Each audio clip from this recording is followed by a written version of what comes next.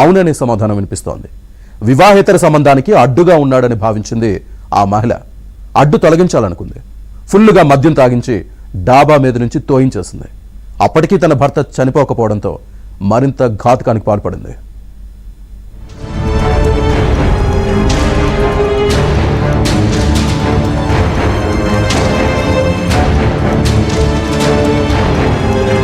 వివాహేతర సంబంధానికి అడ్డుగా ఉన్నాడని ఓ భార్య భర్తను అతి దారుణంగా హత్య చేసేసింది.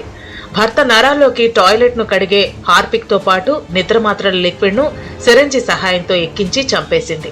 ఆలస్యంగా వెలుగులోకి వచ్చిన ఈ ఘటన నిజామాబాద్ జిల్లా మోపాల్ మండలం న్యాల్కల్ గ్రామంలో జరిగింది.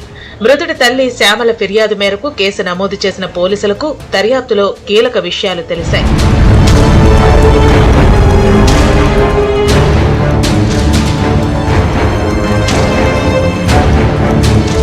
న్యాల్కల్ గ్రామానికి చెందిన దాయిని ప్రశాంత్ బతుకు తెరువు కోసం 3 ఏళ్ల క్రితం దుబాయ్కు వలస వెళ్లాడు. అతడు దుబాయ్ వెళ్లిన తర్వాత భార్య సంధ్యకు నిజామాబాద్ లోని ఇంద్రాపూర్ కాలనీకి చెందిన అనిల్ తో పరిచయం ఏర్పడింది. అది కాస్త వివాహేతర సంబంధానికి దారి తీసింది.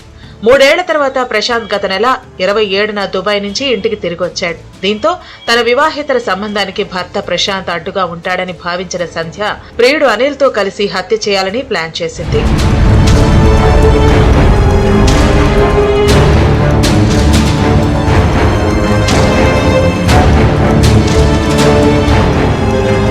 భర్తను చంపేందుకు న్యాల్కల్లో తమ ఇంటి దగ్గర ఉండే వెంకటసాయి అలియాస్ బంటి అనే మరో యువకుడి సాయాన్ని సంధ్య కోరింది.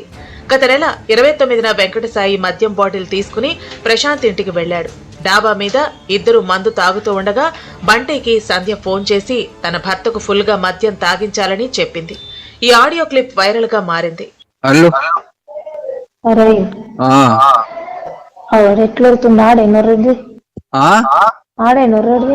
కాదు తాయిపు ఏ టైమన్నా గానీ అడ్డిచ్చేవాడు కాదురా. అరే ఏం చేస్తావు నాకు తెలియదు. మొత్తం డిచ్చ తాయి పండాలి. ఇప్పుడు మీదనే కిందికి దిగొద్దాడు. ఆడు కిందికి దిగొద్దు. ఆడికే తాయిపోయి నేనేం చేయలే. నాకు కూడా ఆపుతున్నాడు. నేను కూడా వాడుకో. నేను దీన్ని తిండి లేకుండా నువ్వు నేను చెప్తున్నా పడుకోవాలి. ఏం చెప్తావో నాకు తెలియదు. మీద అట్లా పడుకోవాలి. నాకు తెలియదు. కొద్ది ఉండగానే ఇంకా వేరే తెప్పి సరేనా. నీ వచ్చింది బాధకి నా సాగు వచ్చింది. అబ్బా ప్లీజ్ రా. నాకు ఇంట్లో కత్తే సాగు చేస్తారా. నీ కాళ్ళు మొక్కుతా. కాళ్ళు మొక్కుతా. నేను కడుపు మార్చుకుని నేను ఇక్కడ రావుకుంటుంటే నేను అన్ని ఖరాబ్ అయిపోయి. నేను చెప్తుండేంది మొత్తం డిచ్చావాలి. అన్ని వండాలి. మీరు ఇంటికి రావద్దు. రైట్. ఇంకా నువ్వు ఇంకా తెప్పి సగం ఉండగా తెప్పి రైటా. అలాగే కిందికి రావద్దు. నీదే బాధ్యత. రైట్. సంధ్య చెప్పినట్టే ప్రశాంత్ కు బంటి అతిగా మద్యం తాగించి డాబాపై నుంచి కిందకి తోసేశాడు. అయితే ప్రశాంత్ తీవ్రంగా గాయపడినప్పటికీ చనిపోలేదు. దాంతో సంధ్య అక్కడకు వచ్చి ప్రమాదవశాత్తు డాబా మీద నుంచి పడ్డాడని ఇరుగు పొరుగు వారిని నమ్మించింది. అనంతరం నిజామాబాద్ జీజీహెచ్ కు అక్కడి నుంచి మెరుగైన చికిత్స కోసం ఓ ప్రైవేట్ ఆసుపత్రికి ప్రశాంత్ ను తీసుకెళ్లింది.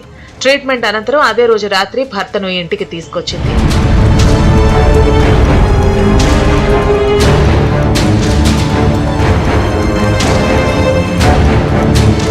భర్త ప్రశాంత్ ను హాస్పిటల్ నుంచి ఇంటికి తీసుకొచ్చిన తర్వాత సంధ్య తన ప్రియుడు అనిల్ కు ఫోన్ చేసి న్యాల్కల్లో ఉన్న ఇంటికి పిలిపించుకుంది. తర్వాత ఇద్దరూ కలిసి హార్పిక్ తో పాటు నిద్రమాత్రలను పొడి చేసి నీళ్లలో కలిపిన లిక్విడ్ ను సిరంజి సహాయంతో ప్రశాంత్ నరాల్లో ఎక్కించి చంపేశారు. అనంతరం ప్రశాంత్ చనిపోయిన విషయాన్ని నిజామాబాద్ లో ఉంటున్న అతడి తల్లి శ్యామలకు సంధ్య చెప్పింది. అయితే తన కొడుకు దుబాయ్ నుంచి రావటం, డాబాపై నుంచి కింద పడటం, ఆసుపత్రికి తీసుకెళ్లటం, తర్వాత అతడు చనిపోయే వరకు ఏ విషయం తల్లికి తెలియదు.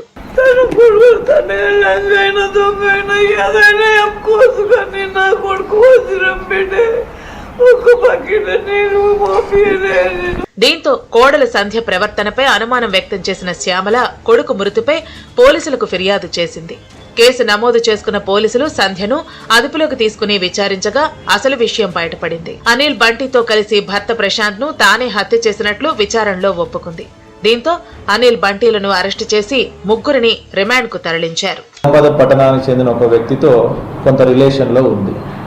ఆ రిలేషన్ అనేది మృతుడు తిరిగి వచ్చిన తర్వాత కంటిన్యూ కాకపోవచ్చని తర్వాత అతనికి తెలుస్తాదేమో అనే భయంతో అతను వస్తున్నాడని తెలిసే అతను చంపుదామనే ఉద్దేశం అనేది మృతుని భార్యకు ఉండే. దాంతో మృతుని భార్య తర్వాత రిలేషన్లో ఉన్నటువంటి నిజామాబాద్ పట్టణానికి చెందిన వ్యక్తి ఇద్దరు కలిసి డాబా పైన మద్యం తాగుతూ ఉండగా దాని మీకెళ్ళి కూడా తోసి చంపచ్చు అని అనుకొని ఒకరోజు డాబా మీకెళ్ళి తోసేపించింది. కానీ అతను చిన్న చిన్న గాయాలతో బయటపడి చనిపోలేదు. తెల్లారి చనిపోలే అని చెప్పేసి మళ్ళీ తెల్లారి ఇంట్లోనే మొదట మత్తుమందు ఇచ్చింది. తర్వాత ఆ ఇంట్లోనే ఉండే టాయిలెట్ క్లీనర్ను కూడా ఇంజెక్షన్ ద్వారా భర్తకి ఎక్కించేసి చనిపోయేలాగా చేసింది.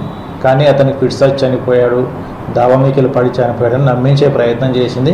కానీ మన పోలీసు విచారణలో ఈ నిజాలన్నీ మనకు తర్వాత వెల్లడైనాయి. దీని ద్వారా మృతుని భార్యను తర్వాత న్యాల్కల్ గ్రామస్తునికి చెందిన వ్యక్తిని, నిజామాబాద్ పట్టణానికి చెందిన వ్యక్తిని ముగ్గురిని కూడా అరెస్ట్ చేసినాము. అరెస్ట్ చేసి కోర్టు ముందు ప్రవేశపెడితే కోర్టు వారికి జైలు శిక్షకు పంపించడం జరిగింది. వివాహేతర సంబంధం ఈ పదం ప్రాణాలు తీస్తోంది. సుప్రీంకోర్టు ఇచ్చిన తీర్పును సరిగా అర్థం చేసుకొని వారు వివాహేతర సంబంధాలు పెట్టుకుని ప్రాణాలు తీస్తున్నారు.